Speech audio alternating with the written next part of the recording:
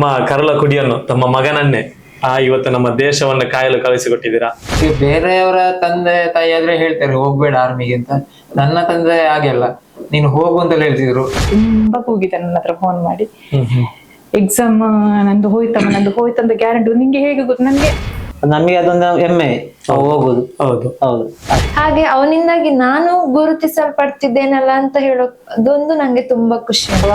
Sujata bar and restaurant ಅಲ್ಲಿ supplier ಆಗಿ work ಮಾಡ್ತಾ ಇದ್ದ. ಯಾವ ಮಕ್ಕಳು ಸಹ ಈಗ ಹೋಗುದಿಲ್ಲ. ಪ್ರೀತಿ ವೀಕ್ಷಕರೇ, ಇವತ್ತಿನ ನಮ್ಮ ಸಂಚಿಕೆಯ ಅತಿಥಿ ಯಾರು ಅಂತ ಹೇಳೋದಕ್ಕಿಂತ ಮುಂಚೆ ಒಂದಷ್ಟು ಮಾತನ್ನು ಹೇಳಕ್ಕೆ ಇಚ್ಛೆ ಪಡ್ತೀನಿ. ಇವತ್ತು ಈ ಕ್ಯಾಮರಾದ ಮುಂದೆ ನಾನು ಇಷ್ಟೊಂದು ಸುರಕ್ಷಿತವಾಗಿ ಮಾತಾಡ್ತಾ ಇದ್ದೇನೆ ಅಂತ ಹೇಳಿದ್ರೆ ಅದಕ್ಕೊಬ್ರು ಕಾರಣಕರ್ತರಿದ್ದಾರೆ. ಅದೇ ರೀತಿ ನಾನು ಮಾತಾಡಿದನ್ನು ನೀವು ಇಷ್ಟೊಂದು ಸ್ವಚ್ಛಂದವಾಗಿ ಆಲಿಸ್ತಾ ಇದ್ದೀರಿ ಅಂತ ಹೇಳಿದ್ರು ಅದಕ್ಕೂ ಒಬ್ರು ಕಾರಣಕರ್ತರಿದ್ದಾರೆ.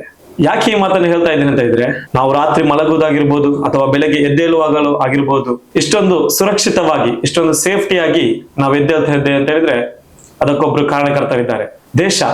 ನಮ್ಮ ದೇಶ ಅಂತ ಹೇಳಿದ ಕೂಡಲೇ ನಮಗೆ ನೆನಪು ಬರೋದು ಯೋಧ, ಸೈನಿಕ.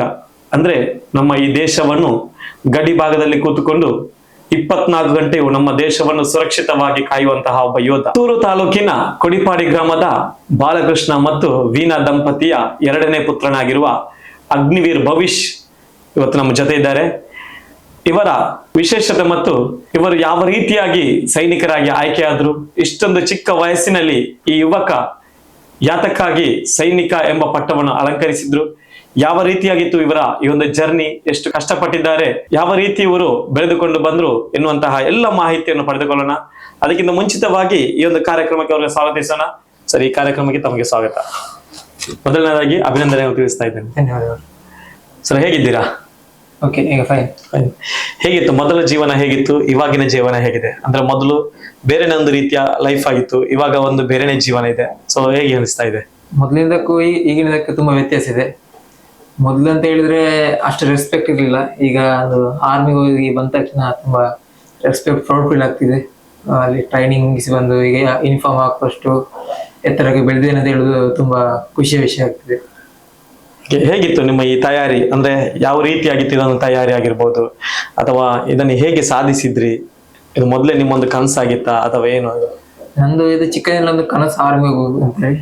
ಮತ್ತು ಅದರಲ್ಲಿ ಏನಂದ್ರೆ ವಿಷಯ ಅದು ತಿಳ್ಕೊಳ್ಳೋದು ತುಂಬಾ ಇತ್ತು ಆರ್ಮಿ ಬಗ್ಗೆ. ಹಾಗೆಲ್ಲ ತಿಳ್ಕೊಂಡು ಆದ್ಮೇಲೆ ಇದು ಆರ್ಮಿಯ ವಿಷಯ ಏನು, ಸೆಲೆಕ್ಷನ್ ಹೇಗೆ, ಅದೆಲ್ಲ ಪ್ರೊಸೆಸಿಂಗ್ ಎಲ್ಲ ಗೊತ್ತಾಯ್ತು. ಆದ್ಮೇಲೆ ಅದಕ್ಕೆ ಫಿಸಿಕಲ್ ಮೇನ್ ಇಂಪಾರ್ಟೆಂಟ್ ಆಗಿರ್ತದೆ. ಅದಕ್ಕೆ ನಾನು 15 ವರ್ಷಕ್ಕಿಂತ ಮುಂಚೆನೆ ಅದಕ್ಕೆ ಒಂದು ಓಡ್ಲಿಕ್ಕೆ ಪ್ರಾಕ್ಟೀಸ್ ಮಾಡ್ತಿದ್ದೆ. ಅದು ಮೊದಲು ನಂಗೆ ರನ್ನಿಂಗ್ ಅಂತ ಇರ್ಲಿಲ್ಲ, ಅದಕ್ಕೆ ಅಂತೆಲ್ಲ ಬೇಕಾಗಿ ಈಗ ರನ್ನಿಂಗ್ ಎಲ್ಲ ಪ್ರಾಕ್ಟೀಸ್ ಮಾಡಿ ಮತ್ತೆ ಕೊರೋನಾ ಎಲ್ಲ ಬಂದಿತ್ತು. ಆಗ 1 ವರ್ಷ ನಿಲ್ಸಿದ್ರು, ಆರ್ಮಿ ನಿಲ್ಸಿದ್ರು, ರ್ಯಾಲಿ ಅಂತ ಮಾಡಿರ್ಲಿಲ್ಲ. ನೆಕ್ಸ್ಟ್ ಟೈಮ್ ಮಾಡಿದ್ರು, ಅದರಲ್ಲಿ ಅಪ್ಲಿಕೇಶನ್ ಹಾಕಿದೆ. ಅಪ್ಲಿಕೇಶನ್ ಆಗಿ ತುಂಬಾ ಓಡಿ ಎಲ್ಲ ಪ್ರಾಕ್ಟೀಸ್ ಮಾಡ್ತಿದ್ದೆ. ಮತ್ತೆ ಅದರಲ್ಲಿ ರನ್ನಿಂಗ್ ಪಾಸ್ ಆಗಿತ್ತು ಫಸ್ಟ್ ಅಟೆಂಪ್ಟ್ ಅಲ್ಲಿ. ಮತ್ತೆ ಸೆಕೆಂಡ್ ಅಟೆಂಪ್ಟ್ ಅಲ್ಲಿ ರನ್ನಿಂಗ್ ಪಾಸ್ ಆಯ್ತು. ಫಸ್ಟ್ ಅಟೆಂಪ್ಟ್ ಅಲ್ಲಿ ಎಕ್ಸಾಮ್ ಅಲ್ಲಿ ಫೈಲ್ ಆಗಿದ್ದೆ, ಮೆರಿಟ್ ಅಲ್ಲಿ ಹೋಯ್ತು. ಹಾಗೆ ಅದು ತುಂಬಾ ಬೇಸರ ವಿಷಯ ಆಗಿತ್ತು ಫಸ್ಟ್ ಅಟೆಂಪ್ಟ್ ಹೋದ್ರಿಂದ. ಮತ್ತೆ ಕಾಲೇಜಿಗೆಲ್ಲ ಹೋಗ್ತಿದ್ದೆ, ಮಂಗಳೂರು ಕಾಲೇಜ್ ಮತ್ತೆ ಬೆಳ್ತಂಗಡಿಗೆ ಬೆಳಿಗ್ಗೆ ಹೋಗ್ತಿದ್ದೆ. ಅಲ್ಲಿ ಏನಿತ್ತು? ನಮ್ಮ ಇವರೇ ಆರ್ಮಿ ಸರ್ ಇದ್ರು, ಅವರು ಹೇಳಿಕೊಡ್ತಿದ್ರು, ಪ್ರಾಕ್ಟೀಸ್ ಹೋಗ್ತಿದ್ದೆ ಅಲ್ಲಿ. ಈಗ ನಂಗೆ ಟ್ರೈನಿಂಗ್ ಹೇಗಿರ್ತದೆ ಅದನ್ನ ಇವರು ಸ್ವಲ್ಪ ಡೆಮೋ ಟೈಪ್ ಆಗಿ ಹೇಳಿಕೊಡ್ತಿದ್ರು. ಹಾಗೆ ಇದರಿಂದಾಗಿ ಅಲ್ಲಿ ಸುಲಭ ಆಯ್ತು ನಂಗೆ, ಟ್ರೈನಿಂಗ್ ಅಲ್ಲಿ ಸುಲಭ ಆಯ್ತು. ಮತ್ತೆ ಅಲ್ಲಿಂದ ಮತ್ತೆ ಕಾಲೇಜಿಗೆ ಹೋಗ್ತಿದ್ದೆ. ಮತ್ತೆ ಹಣದ ಇಶ್ಯೂ ಇಂದಾಗಿ ಬಾರ್ ಅಲ್ಲಿ ಸಪ್ಲೈರ್ ಕೆಲಸ ಮಾಡ್ತಿದ್ದೆ ಪಾರ್ಟ್ ಟೈಮ್, ಇಲ್ಲಿ ಸುಜಾತದಲ್ಲಿ, ಪುತ್ತೂರಲ್ಲಿ.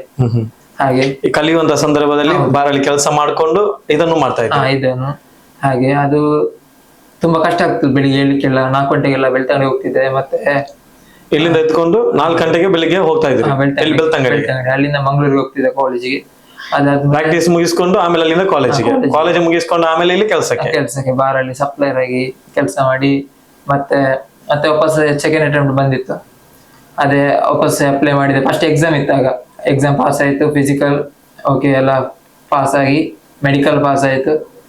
ಮತ್ತೆ ಮೆರಿಟಲ್ ಲಿಸ್ಟ್ ಬಂದಾಗ ತುಂಬಾ ಖುಷಿ ಆಯ್ತು, ಒಂದು ಜಾಯಿನ್ ಆದ ಅಂತ ಹೇಳಿ ಖುಷಿ ಆಗಿತ್ತು. ಹಾಗೆ ನಿಮ್ದು ಫಸ್ಟ್ ಅಟೆಂಪ್ಟ್ ಫೇಲ್ ಆಗಿತ್ತು. ಫೇಲ್ ಅಂದ್ರೆ ಕೊರೋನಾದಕ್ಕಿಂತ ನಿಮ್ದು ಏನೋ ಇಲ್ಲ, ಕೊರೋನಾಗಿಂತ ಒಂದು ಬ್ಯಾಚ್ ನಿಂತಿತ್ತು, ನಂಗೆ ಒಂದು ರ್ಯಾಲಿ ಸಿಗ್ಲಿಲ್ಲ. ಅದೇ ಸೆಕೆಂಡ್ ಅಲ್ಲಿ ಅದೇ ರನ್ನಿಂಗ್ ಪಾಸ್ ಆಗಿತ್ತು, ಅದು ಮಳೆಯಿಂದಾಗಿ ರನ್ನಿಂಗ್ ಎಲ್ಲ ಪಾಸ್ ಆಗಿತ್ತು. ರಿಟರ್ನ್ ಅಲ್ಲಿ ಸ್ವಲ್ಪ ಹೋಗಿತ್ತು, ಹಾಗೆ ಮೆರಿಟ್ ಅಲ್ಲಿ ಬರ್ಲಿಲ್ಲ ಸರ್. Okay okay. ಇದಕ್ಕೆ ಸ್ಫೂರ್ತಿ ಯಾರು? ಇವಾಗ ನಿಮ್ಗೆ ನಾನು ಸೈನಿಕನಾಗ್ಬೇಕು, ಇವಾಗ ಚಿಕ್ಕ ಇರುವಾಗ ಶಾಲೆಗೆ ಹೋಗುವ ಟೀಚರ್ಗಳು ಕೇಳ್ತಾರೆ ನಿಮ್ಮ ದೊಡ್ಡವನಾಗಿ ಏನಾಗ್ಬೇಕು, ಅವಾಗ ಎಲ್ರು ಹೇಳ್ತಾರೆ ನಾನು ಇಂಜಿನಿಯರ್ ಆಗ್ಬೇಕು, ನಾನು ಡಾಕ್ಟರ್ ಆಗ್ಬೇಕು, ನಾನು ಬಿಸ್ನೆಸ್ ಮ್ಯಾನ್ ಆಗ್ಬೇಕು, ನಾನು ಪೊಲೀಸ್ ಆಗ್ಬೇಕು, ನಾನು ಇನ್ಸ್ಪೆಕ್ಟರ್ ಆಗ್ಬೇಕು ಅಂತ ಹೇಳಿ. ಸೈನಿಕ ಆಗ್ಬೇಕು, ಯೋಧ ಆಗ್ಬೇಕು ಅಂತ ಹೇಳೋರು ಬಹಳ ಕಡಿಮೆ. ಸೊ ನಿಮಗಿದು ಚಿಕ್ಕಂದಿನದೇ ಈ ಒಂದು ಡ್ರೀಮ್ ಇತ್ತಾ, ಅಥವಾ ಇವಾಗ ದೊಡ್ಡವರಾದ ಮೇಲೆ ಇದು ಬಂತ? ಇಲ್ಲ, ಚಿಕ್ಕ ಇರುವಾಗಲೇ ಡ್ರೀಮ್ ಇತ್ತು. ನನ್ನ ಹತ್ರ ಕೇಳ್ತಿದ್ರು ನೀನು ಎಂತ ಆಗ್ತಿ ದೊಡ್ಡಾದ್ಮೇಲೆ. ನಾನು ಆರ್ಮಿ ಅಂತ ಹೇಳ್ತಿದ್ದೆ ಚಿಕ್ಕದಿಂದಲೇ. ಅದೀಗ ಹಾಗೆ ಆಗಿದೆ, ಇನ್ನು ಏನ್ ಹೇಳಿಕ್ಕೆ ಹೋಗಿಲ್ಲ. ಮತ್ತೆ ಡ್ರೀಮ್ ಅಂತ ಹೇಳಿದ್ರೆ ಅದೇ ಬೇಕು ಅಂತ ಹೇಳಿ ನಾನು ಟ್ರೈ ಮಾಡ್ತಿದ್ದೆ. ಅದಕ್ಕೆ ಏನೇನ್ ಬೇಕು ಅದೇ ಒಂದು ಫೋಕಸ್ ಇತ್ತು ಹಾಗೆ. ಮತ್ತೆ ಅದಕ್ಕೆ ಕೋಚಿಂಗ್ ಎಲ್ಲ ಹೋಗ್ತಿದ್ದೆ ತುಂಬಾ. ಇಲ್ಲೇ ವಿದ್ಯಾಮಾತ ಗೊತ್ತಿರ್ಬೋದು, ಅಲ್ಲಿ ಕೋಚಿಂಗ್ ಹೋಗ್ತಿದ್ದೆ. ಮತ್ತೆ ಅದೇ ಬೆಳ್ತಂಗಡಿ ರನ್ನಿಂಗ್ ಎಲ್ಲ ಪ್ರಾಕ್ಟೀಸ್ ಮಾಡಿ, ಮತ್ತೆ ಇಲ್ಲಿ ಪುತ್ತೂರು ಕೊಂಬೆಟ್ಟು ಗ್ರೌಂಡ್ ಅಲ್ಲಿ ಕೂಡ ಪ್ರಾಕ್ಟೀಸ್ ಮಾಡ್ತಿದ್ದೆ ಬೆಳಿಗ್ಗೆ. ಅದರಿಂದ ರನ್ನಿಂಗ್ ಮೈನ್ ಆಗಿರ್ತದೆ. ಅದರಲ್ಲಿ selection processing main running special. ನಂಗೆ ರನ್ನಿಂಗ್ ಇರ್ಲಿಲ್ಲ, ಆದ್ರೂ ಪ್ರಾಕ್ಟೀಸ್ ಮಾಡಿಲ್ಲ. ಈಗ ಟೈಮಿಂಗ್ ಅದ್ರಲ್ಲಿ ಟೈಮಿಂಗ್ ಎಲ್ಲ ಇರ್ತದೆ. ಅಂದ್ರೆ ಯಾವ ರೀತಿ ಇರುತ್ತೆ ಅದು? 5.30 seconds ಒಳಗೆ ನಾವು ರೀಚ್ ಆಗ್ಬೇಕು 1600 meters. 5.5 ನಿಮಿಷದಲ್ಲಿ 1600 meters ರೀಚ್ ಆಗ್ಬೇಕು. 1600 ಅಂದ್ರೆ ಈ ಕೊಂಬೆಟ್ಟು ಗ್ರೌಂಡ್ ಗೆ ಎಷ್ಟು ರೌಂಡ್ ಬರಬೇಕು? 4 ರೌಂಡ್. 5.5 ನಿಮಿಷದಲ್ಲಿ 4 ರೌಂಡ್ ಹೊಡಿಬೇಕು. ಅದು ಅವರು ಒಬ್ಬೊಬ್ಬರನ್ನು ಬಿಡುದಲ್ಲ, ಒಂದು ಗುಂಪಲ್ಲಿ 150-200 ಜನರಾಗಿ ಬಿಡುದು. ಈಗ ಓಡ್ಲಿಕ್ಕೆಲ್ಲ ಕಷ್ಟ ಆಗ್ತದೆ ಫಸ್ಟ್ ಆಗೋದು. ಮತ್ತೆ ಒಂದೇ ಅಟೆಂಪ್ಟ್ ಮಾಡಿದ್ದಲ್ಲ, ಅದರಿಂದಾಗಿ ಸೆಕೆಂಡ್ ಅಟೆಂಪ್ಟ್ ಅಲ್ಲಿ ಒಂದು ಒಳ್ಳೆ ಪಾಸ್ ಆಯ್ತು. ಅಂದ್ರೆ ನೀವು ಎಷ್ಟು ನಿಮಿಷದಲ್ಲಿ ಫಿನಿಶ್ ಮಾಡಿದ್ರೆ ಅದನ್ನು? ನಾನು ಬೇಗನೆ ಫಿನಿಶ್ ಮಾಡಿದ್ದೇನೆ. ಫಸ್ಟ್ ಅಟೆಂಪ್ಟ್ ಅಲ್ಲಿ ಆದ್ರೆ ರನ್ನಿಂಗ್ ಸ್ವಲ್ಪ ಬೇಕಿತ್ತು. ಸೆಕೆಂಡ್ ಅಟೆಂಪ್ಟ್ ಅಲ್ಲಿ ಪ್ರಾಕ್ಟೀಸ್ ಮಾಡಿ ಎಲ್ಲ ಒಳ್ಳೆ ಅದೇ 150 ಜನರಲ್ಲಿ ಫಸ್ಟ್ ಹೋದವ ನಾನು ಅಂತ ಹೇಳ್ಬೋದು. ಹೌದಾ? ಅಂದ್ರೆ ಇವಾಗ ನೀವು ಅಗ್ನಿವೀರ್ ಮೂಲಕ ನೀವು ಆಯ್ಕೆ ಆಗಿದ್ರಿ. ಅಂದ್ರೆ ಈ ಮೊದಲು ಆ ಮಿಲಿಟರಿ ಅಂತ ಕರಿತಾ ಇದ್ವಿ. ಇಲ್ಲಿರುವಂತವ್ರು ನಾವೆಲ್ಲ ಏನ್ ಹೇಳ್ತೇವೆ ಅಂದ್ರೆ ಮಿಲಿಟರಿ, ಆಮೇಲೆ ಕಮಾಂಡರ್, ಆಮೇಲೆ ಏರ್ ಫೋರ್ಸ್, ನೇವಿ ಈ ತರ ಅಂತ ಹೇಳ್ತಿದ್ರು. ಅಗ್ನಿವೀರ್ ಅಂದ್ರೆ ಅದು ಏನದು ಸ್ಪೆಷಲ್ ಆಗಿ? ಅಂದ್ರೆ ಅದರಿಂದ ಯಾವ ರೀತಿ? ಈಗ ಆರ್ಮಿ ಅಂದ್ರೆ ನಿಲ್ಲಿಸಿದ್ದಾರೆ. ಆರ್ಮಿ ಅಂದ್ರೆ ಅಗ್ನಿವೀರ್ ಅದನ್ನ 4 ವರ್ಷ ಅಂತ ಮಾಡಿದೆ ಅಷ್ಟೇ ಅವರು. 4 ವರ್ಷದಲ್ಲಿ ಈಗ ಪೇಮೆಂಟ್ ಕೂಡ ಬರ್ತದೆ. 4 ವರ್ಷದಲ್ಲಿ 30,000 ಬರ್ತದೆ. 30,000ದಲ್ಲಿ 21,000 ನಮಗೆ ಕೈಗೆ ಸಿಗ್ತದೆ. ಮತ್ತೆ 9,000 4 ವರ್ಷ ಆದ್ಮೇಲೆ 11 ಲಕ್ಷದಾಗೆ ಫಂಡ್ ಆಗಿ ಕೊಡ್ತಾರೆ ಅವರು ಅಮೌಂಟ್.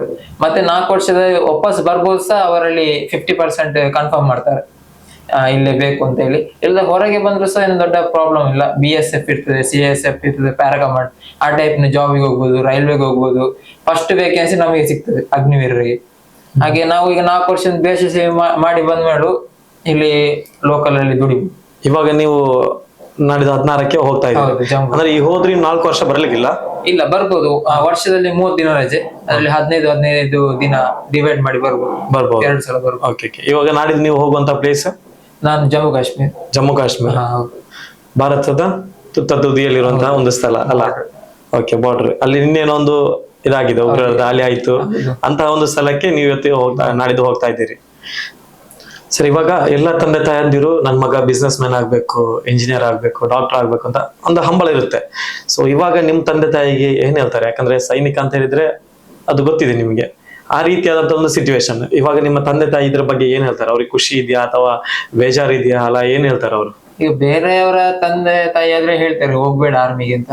ನನ್ನ ತಂದೆ ಹಾಗೆಲ್ಲ, ನೀನು ಹೋಗು ಅಂತ ಹೇಳ್ತಿದ್ರು. ನಾನು ಟ್ರೈ ಮಾಡಿದ್ದೆ, ಅವ್ರು ನಂಗೆ ಸಪೋರ್ಟ್ ಮಾಡಿದ್ರು, ತುಂಬಾ ಸಪೋರ್ಟ್ ಮಾಡ್ತಿದ್ರು.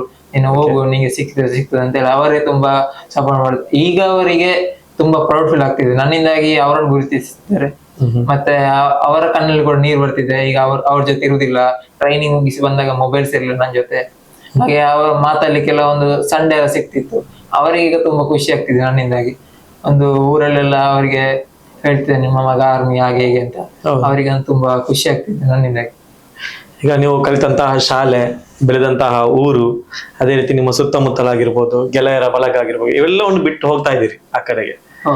ಅಂದ್ರೆ ನೀವು ಹೋಗ್ಬೇಕಾದ್ರೆ ನಿಮ್ದೊಂದು ಧ್ಯೇಯ ಇರುತ್ತೆ ಅಲ್ವಾ? ಸೊ ಏನ್ ಅನಿಸ್ತಾ ಇದೆ ಆ ಒಂದು ಮೂಮೆಂಟ್? ಆ ಮೂಮೆಂಟ್ ನಿಲ್ಸುವಾಗ ಏನ್ ಅನಿಸ್ತಾ ನಿಮಗೆ? ನಾನು ಈಗ ಕಲ್ತದಂದ್ರೆ ಶಾಲೆ ಅಂದ್ರೆ ವಿವೇಕಾನಂದ ಕನ್ನಡ ಮೀಡಿಯಂ ಕಲ್ತದ್ದು. ಮತ್ತೆ 10th ಆಗಿ ಆದ್ಮೇಲೆ ವಿವೇಕಾನಂದ, ಮತ್ತೆ ಪ್ರಗತಿಗೆ ಹೋಗ್ತಿದ್ದೆ. ಅಲ್ಲಿ ಕಲ್ತು ಸೆಕೆಂಡ್ PUC ಮುಗಿಸಿ ಡಿಗ್ರಿಗೆ ಮಂಗಳೂರು. ಅದರ ನಡುವಲ್ಲಿ ಇದು ಒಂದು ಆರ್ಮಿ. ಮತ್ತೆ ಈಗ ಹೋಗುದಂತ ಬಿಟ್ಟು ಹೋಗುದಂತ ಈಗ ಟ್ರೈನಿಂಗ್ ಮುಗಿಸಿ ಬಂತೆ. ಸ್ವಲ್ಪ ಗೊತ್ತಾಯ್ತು, ಅಲ್ಲಿ ಟ್ರೈನಿಂಗ್ ಅಲ್ಲಿ ತುಂಬಾ ಬೇಸರ ಆಗ್ತಿತ್ತು. ಮನೆಯವರು ಇರ್ಲಿಲ್ಲ, ಫ್ರೆಂಡ್ಸ್ ಇಲ್ಲ, ಎಲ್ಲಿಗೂ ಹೊರಗೆ ತಿರ್ಗಾಡ್ಲಿಕ್ಕೆ ಹೋಗ್ಲಿಕ್ಕಿಲ್ಲ. ಹಾಗೆಲ್ಲ ತುಂಬಾ ಬೇಜಾರಾಗ್ತಿತ್ತು. ಹಾಗೆ ಈಗ ಬಿಟ್ಟು ಹೋಗುದಂತ ಹೇಳಿದ್ರೆ ಒಂದು ಬೇಜಾರನ್ನಾಗ್ತದೆ, ಮನೆಯವ್ರು ಇರೋದಿಲ್ಲ, ಅಲ್ಲಿ ಯಾರು ಇರೋದಿಲ್ಲ, ಅಲ್ಲಿ ಬೇರೆ ಊರು, ಬೇರೆ ಲ್ಯಾಂಗ್ವೇಜ್, ಹಾಗೆ ತುಂಬಾ ಸೆಟ್ ಆಗ್ಬೋದು ಈಗ. ಈಗ ಹೌದೌದು. ಈಗ ನಾನು ಕೇಳ್ತಾ ಇರುವಂತ ಪ್ರಶ್ನೆ, ಇವಾಗ ನಾನೇ ಆಗಿರ್ಬೋದು, ಏನಾದ್ರೂ ಒಂದು ಕೆಲಸ ಮಾಡ್ತಾ ಇದ್ರೆ ತುಂಬಾ ಕಷ್ಟ ಬಂದ್ರೆ ನನಗೆ ಅನಿಸ್ತಾ ಬೇಡ ಇದು ಬಿಟ್ಬಿಡೋಣ ಅಂತ ಹೇಳಿ. ಹಾಗೆ ಸೊ ಹಾಗಿರುವಾಗ ನೀವು ಹೇಳ್ತಾ ಇದ್ದೀರಿ 4 ಗಂಟೆಗೆ ಎದ್ದು ಬೆಳ್ತಂಗಡಿ ಹೋಗ್ತಾ ಇದೆ, ಮಂಗಳೂರು ಹೋಗ್ತಾ ಇದೆ, ಆಮೇಲೆ ಅಲ್ಲಿ ಹೋಗಿ ನೀವು ಪ್ರಾಕ್ಟೀಸ್ ಮಾಡಿದ್ರಿ, ಆ ಸಮಯ ತುಂಬಾ ಕಷ್ಟಪಟ್ಟಿರ್ಬೋದು. ಅವಾಗ ಯಾವತ್ತಾದ್ರೂ ಅನಿಸಿದ್ಯಾ ಇದೆಲ್ಲ ಡ್ರೆಸ್ ಎಲ್ಲ ಬಿಟ್ಟು ಇದು ಯಾವ್ದು ಬೇಡ ನಂಗೆ, ನಾನೇನಾದ್ರೂ ಮಾಡ್ಕೊಳ್ತೀನಿ ಅಂತ ಹೇಳಿ ಊರಿಗೆ ಹೋಗೋಣ ಅಂತ ಆತರ ಯಾವತ್ತಾದ್ರೂ ಅನಿಸಿದ್ಯಾ ನಿಮ್ಗೆ? ಟ್ರೈನಿಂಗ್ ಅಲ್ಲಿ ಆಗಿದೆ ನಂಗೆ. Training ಮಾಡುವಾಗ?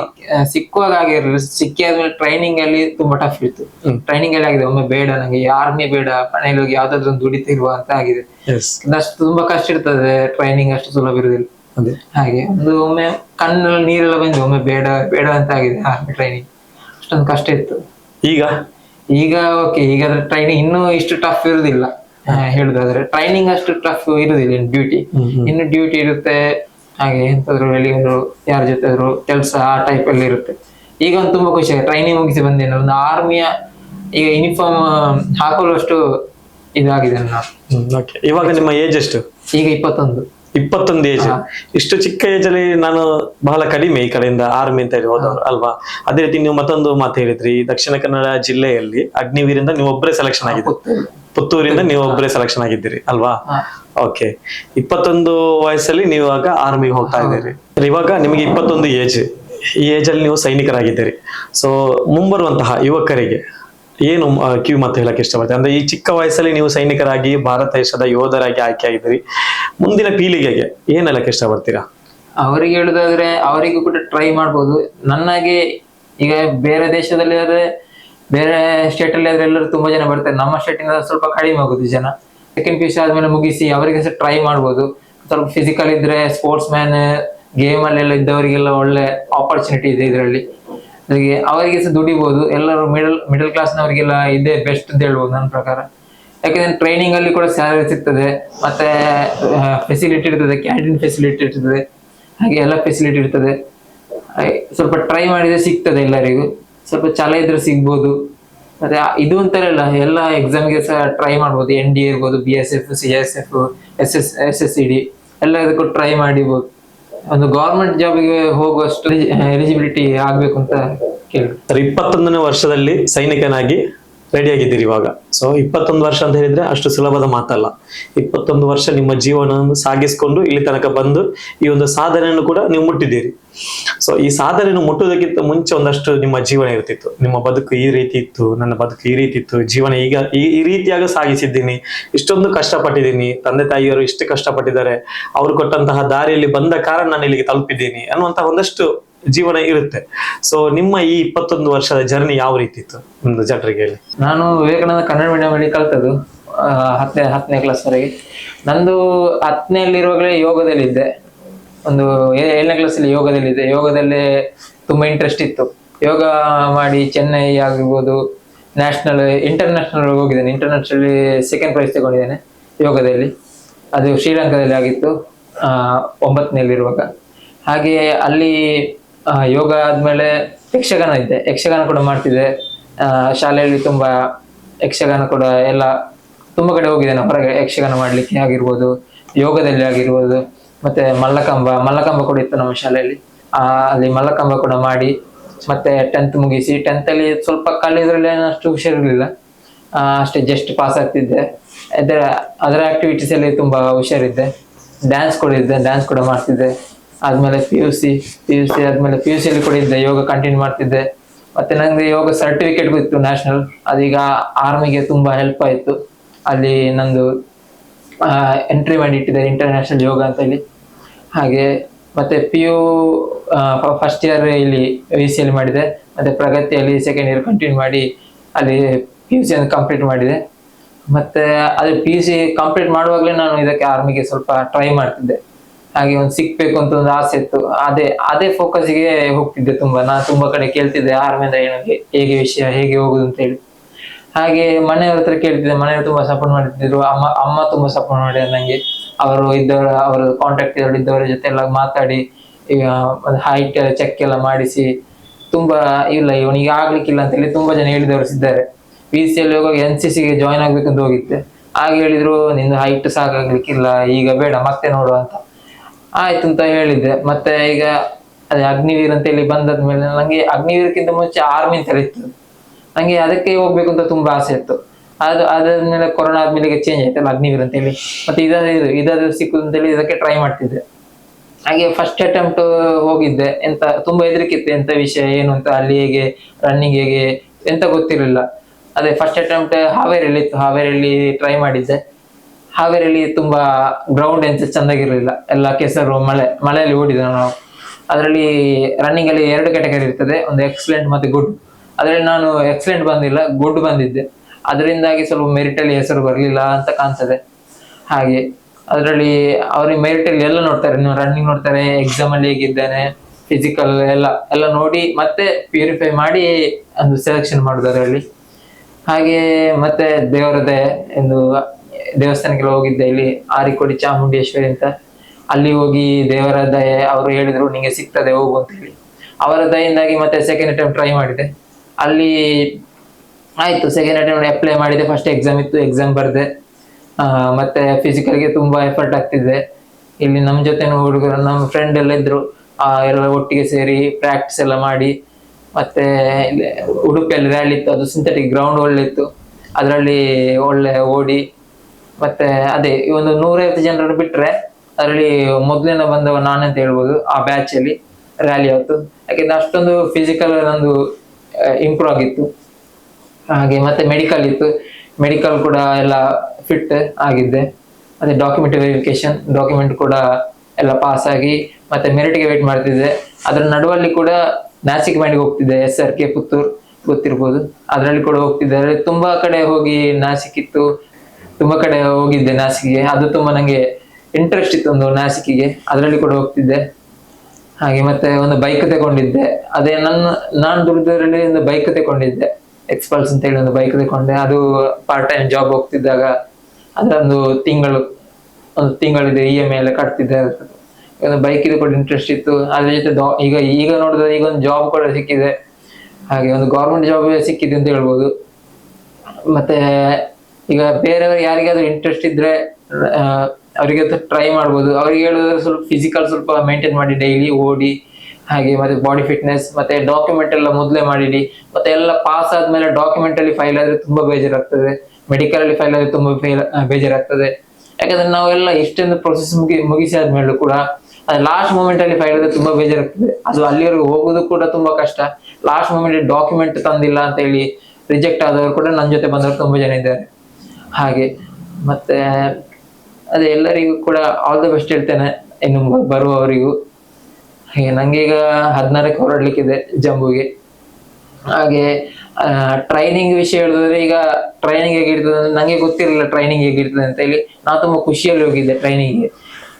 ಹಾಗೆ ಅಲ್ಲಿ ಹೋದ್ಮೇಲೆ ಒಂದು ದಿವಸದಲ್ಲಿ ಗೊತ್ತಾಯ್ತು ಆರ್ಮಿ ಅಂದ್ರೆ ಹೇಗೆ ಎಷ್ಟು ಕಷ್ಟ ಉಂಟು ಅಂತ. ಒಂದು ದಿವಸದಲ್ಲೇ ನಮಗೆ ಮಲಗುವಾಗಲೇ 2 ಗಂಟೆ ಆಗಿದೆ. ಅವರ ಡ್ರೆಸ್ ಇಶ್ಯೂ ಇರ್ಬೋದು, ಮತ್ತೆ ರೂಮ್ ಸೆಟ್ಟಿಂಗ್ ಇರ್ಬೋದು, ನಾವು ಮಲಗುವ ಬೆಡ್ ಇರ್ಬೋದು, ಅದೆಲ್ಲ ಅವ್ರು ಸೆಟ್ ಮಾಡ್ಬೇಕು, ನಾವೇ ಮಾಡ್ಬೇಕು. ಅದು ಮಾಡದೆ ಮಲಗ್ಲಿಕ್ಕಿಲ್ಲ, ಹಾಗೆಲ್ಲ ತುಂಬಾ ಅವ್ರದ್ದು ಇದಿರ್ತದೆ. ಹಾಗೆ ಒಂದು ಕೆಲಸ ಇಲ್ಲದೆ ಕೆಲಸ ಸಹ ಮಾಡ್ಬೇಕು. ಮತ್ತೆ ಟ್ರೈನಿಂಗ್ ವಿಷಯ ಹೇಳಿದ್ರೆ ಬೆಳಿಗ್ಗೆ ರನ್ನಿಂಗ್ ಇರ್ತದೆ, ಎಲ್ಲರೂ ಓಡ್ಲಿಕ್ಕೆ ಇರ್ತದೆ. ಆದ್ಮೇಲೆ ಟೀ ಪೀರಿಯಡ್ ಇರ್ತದೆ. ಆದ್ಮೇಲೆ ಕ್ಲಾಸಸ್ ಇರುತ್ತೆ. ಕ್ಲಾಸಸ್ ಅಲ್ಲಿ ಏನಿರ್ತದೆ ಅಂದ್ರೆ ಆರ್ಮಿ ಅಂದ್ರೆ ಏನು, ಈಗ ಡಿಫೆನ್ಸ್ ಅಂದ್ರೆ ಏನು, ಅಟ್ಯಾಕ್ ಅಂದ್ರೆ ಏನು, ಅದೆಲ್ಲ ಹೇಳ್ಕೊಡ್ತಾರೆ. ಹಾಗೆ ಮತ್ತೆ ನಾವು ಹೇಗೆ ಇರ್ಬೇಕು, ಕ್ಲಾಸಲ್ಲಿ ಹೇಗಿರ್ಬೇಕು, ಆರ್ಮಿ ಅಂದ್ರೆ ಒಂದು ಯೂನಿಫಾರ್ಮ್ ಆಗಿ ಎಷ್ಟು ರೆಸ್ಪೆಕ್ಟ್ ಕೊಡ್ಬೇಕು, ಅದೆಲ್ಲ ಅಲ್ಲಿ ಹೇಳಿಕೊಡ್ತಾರೆ.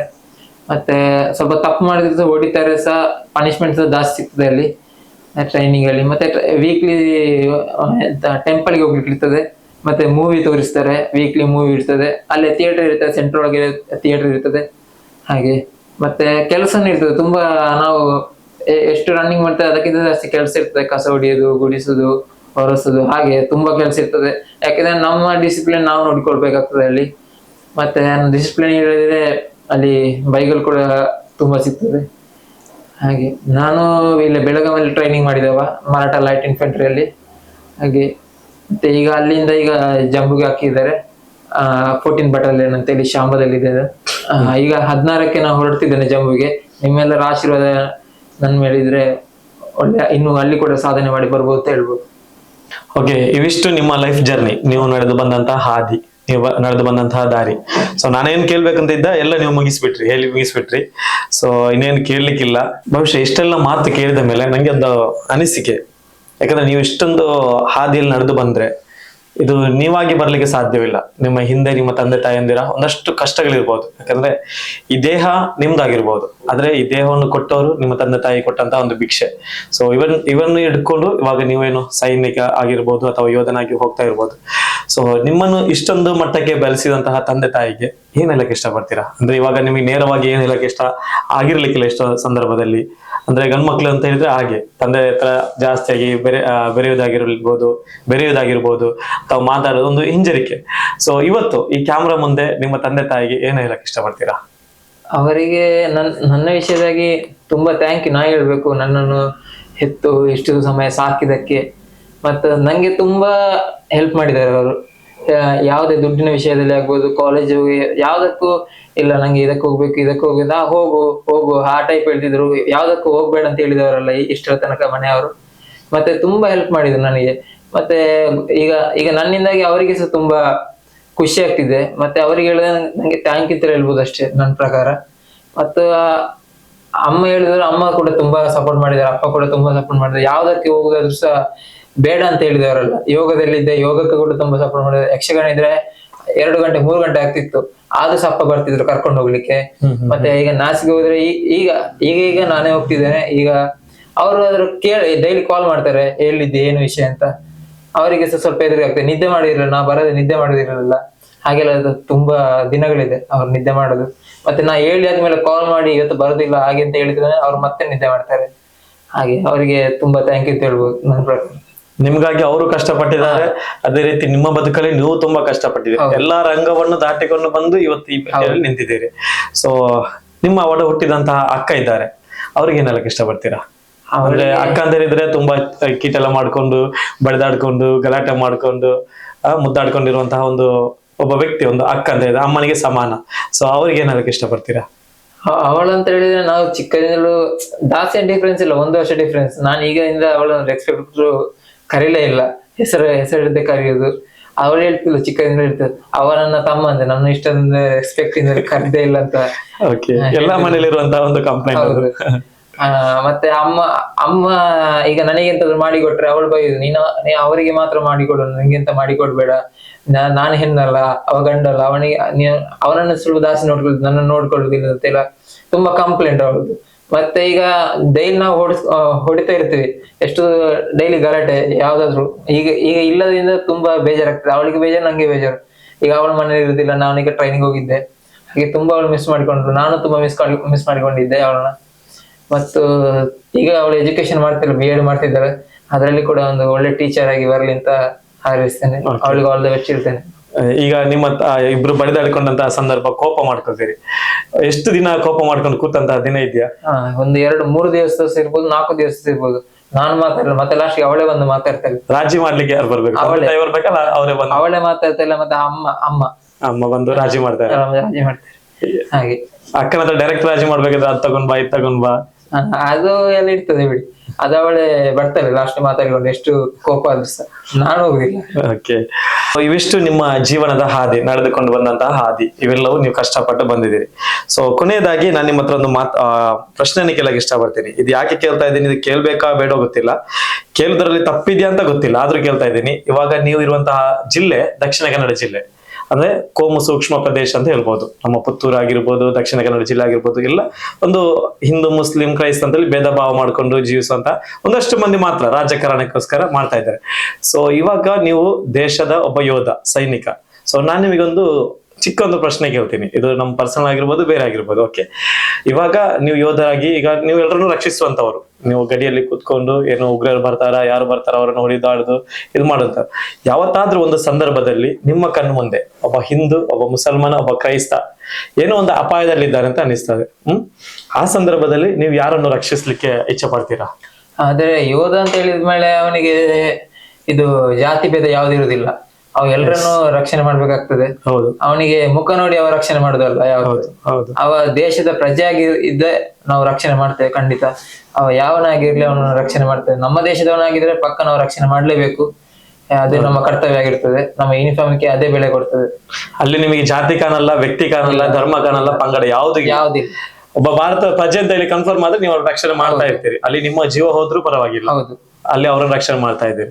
ಸೊ ಹೀಗಿರುವಾಗ ಈ ದಕ್ಷಿಣ ಕನ್ನಡ ಜಿಲ್ಲೆಗೆ ಏನ್ ಹೇಳಕ್ ಇಷ್ಟಪಡ್ತೀರಾ? ಅಂದ್ರೆ ಈ ಒಂದು ಚುನಾವಣೆ ಬರುವಂತಹ ಸಂದರ್ಭ ಆಗಿರ್ಬೋದು, ಅಲ್ಲದಂತ ಒಂದಷ್ಟು ಸಂದರ್ಭದಲ್ಲಿ ರಾಜಕೀಯವಾಗಿ ನಡೆಯುವಂತಹ ಹುನ್ನಾರಗಳಿರ್ತವೆ.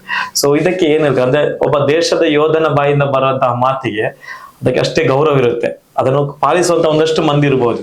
ಸೊ ಅಂತಹ ಸಂದರ್ಭದಲ್ಲಿ ಇಂತಹ ಒಂದು ಈ ಸನ್ನಿವೇಶ ಬರುವಂತಹ ಸಂದರ್ಭ ಅದಕ್ಕೆ ಏನ್ ಹೇಳಕ್ ಇಷ್ಟಪಡ್ತೀರಾ? ನಮಗೆ ಫಸ್ಟ್ ಆಫ್ ಆಲ್ ಹೇಳಿದ್ರೆ ಯಾವುದೇ ಜಾತಿ ಇರುವುದಿಲ್ಲ, ಮತ್ತೆ ನಮಗೆ ಇದು ಇರುವುದಿಲ್ಲ, ಯಾವ್ದು ರಾಜಕೀಯ ಎಂತ ಇರುದು ಆರ್ಮಿ ಅವರಿಗೆ ಈಗ ಎಷ್ಟೋ ಬೇರೆ ಬೇರೆ ದೇಶದಿಂದ ಬರ್ತಾರೆ, ಬೇರೆ ಬೇರೆ ಲ್ಯಾಂಗ್ವೇಜ್ ಅವ್ರು ಬರ್ತಾರೆ, ನಾವು ಅವರ ಜೊತೆ ಸೆಟ್ ಆಗ್ಬೇಕಷ್ಟೇ.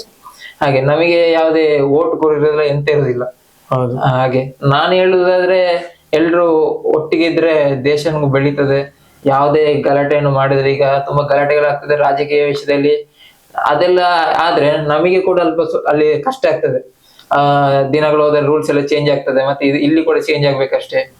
ಹಾಗೆ ಅದೆಲ್ಲ ಆಗ್ಬಾರ್ದು ಅಂತೇಳಿ ನಮ್ದು ಎಲ್ರು ಸಹೋದರ ಅಂತ. ಹೌದು, ಎಲ್ರು ಒಂದೇ ತರ ಇದ್ರೆ ನಾವು ಕೂಡ ಅಲ್ಲಿ ಡ್ಯೂಟಿ ಮಾಡುವಾಗ ಕೂಡ ನಾವೇಗೆ ಒಂದೇ ತರ ಇರ್ತೇವೆ, ನೀವು ಕೂಡ ಹಾಗೆ ಇಲ್ಲಿ ಒಂದೇ ತರ ಇರ್ಬೇಕು ಅಂತ ಕೇಳ್ತೇವೆ. Okay, thank you. ಓಕೆ, ಇಷ್ಟು ಇವತ್ತಿನ ಈ ಒಂದು ಮಾತುಕತೆ. ಏನು ಇವತ್ತು ನಿಮ್ಮ ಊರಾಗಿರ್ಬೋದು, ನಿಮ್ಮ ಮನೆಯವರನ್ನಾಗಿರ್ಬೋದು, ನಿಮ್ಮ ಗೆಳೆಯರ ಬಳಗ, ಫ್ರೆಂಡ್ ಸರ್ಕಲ್ ಆಗಿರ್ಬೋದು, ಇವೆಲ್ಲವನ್ನು ಬಿಟ್ಟು ಹೋಗ್ತಾ ಇರ್ತೀರಿ, ಮುಂದಕ್ಕೆ ಹೋಗ್ಬೇಕಷ್ಟೇ.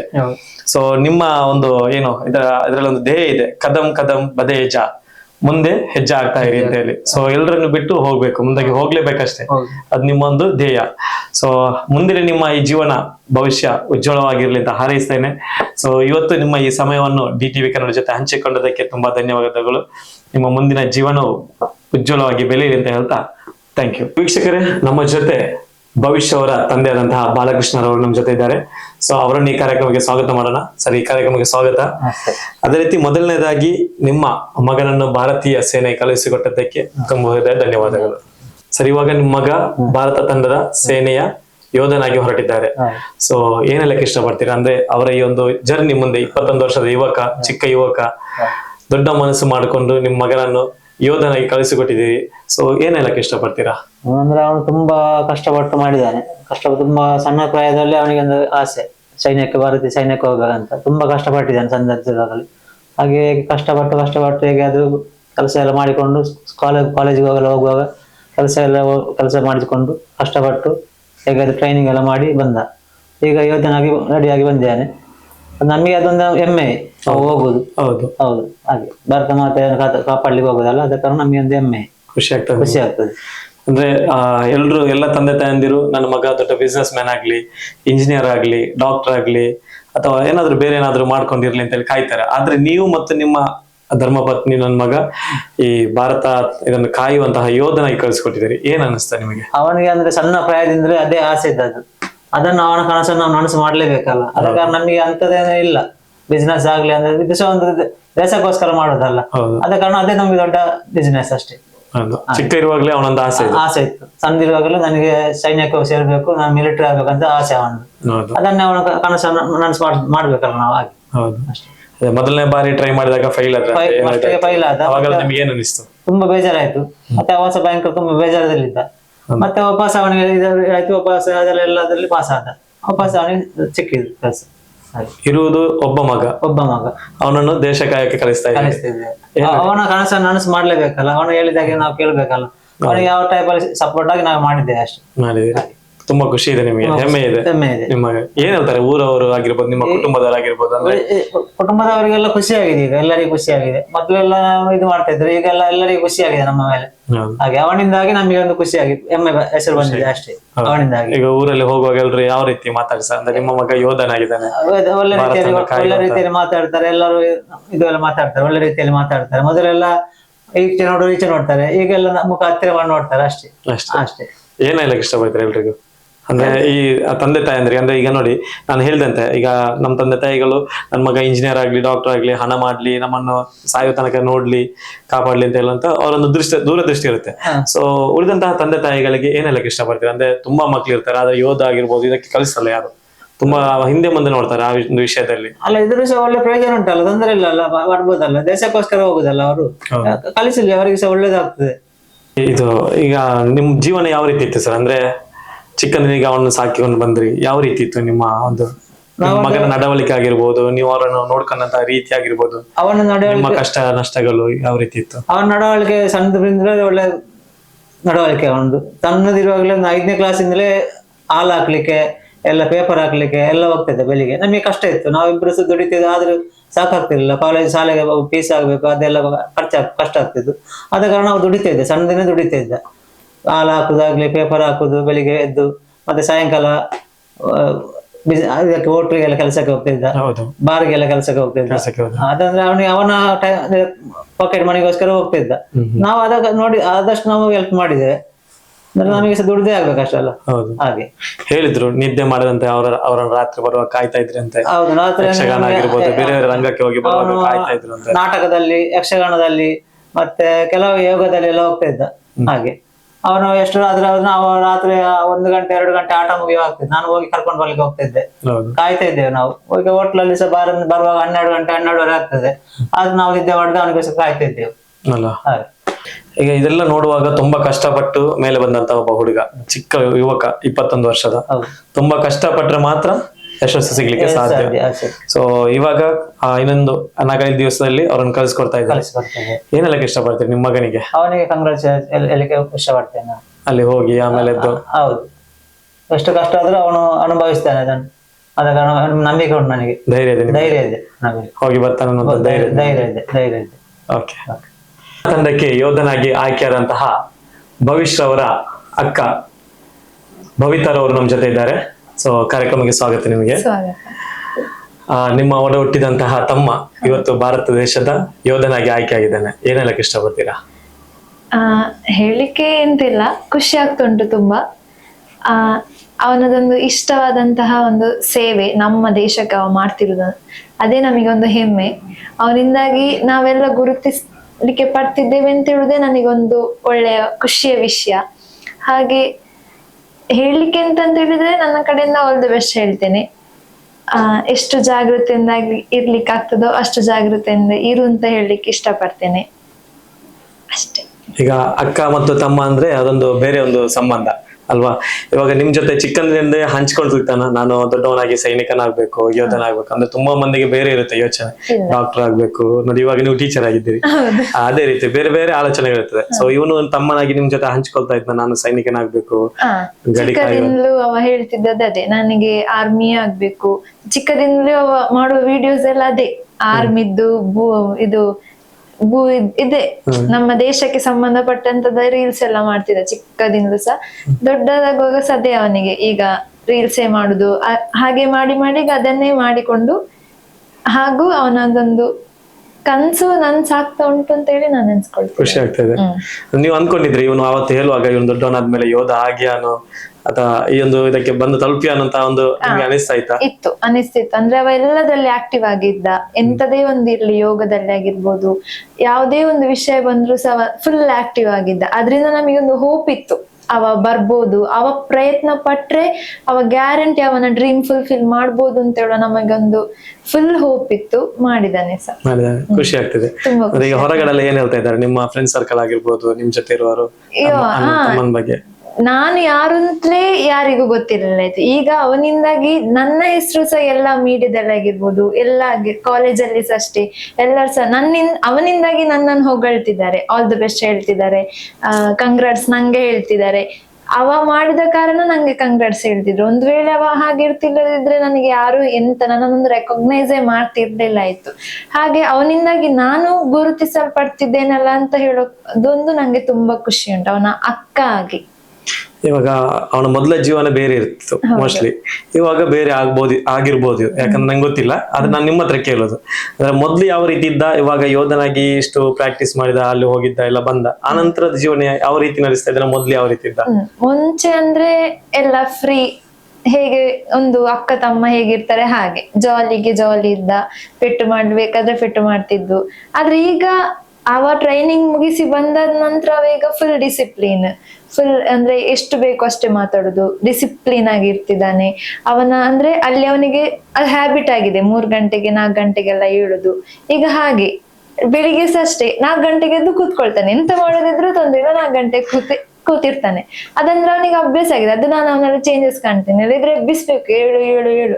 ಈಗ ಮುಂಚೆ ಎಲ್ಲ, ಈಗ ಅದೆಲ್ಲ ಇಲ್ಲ.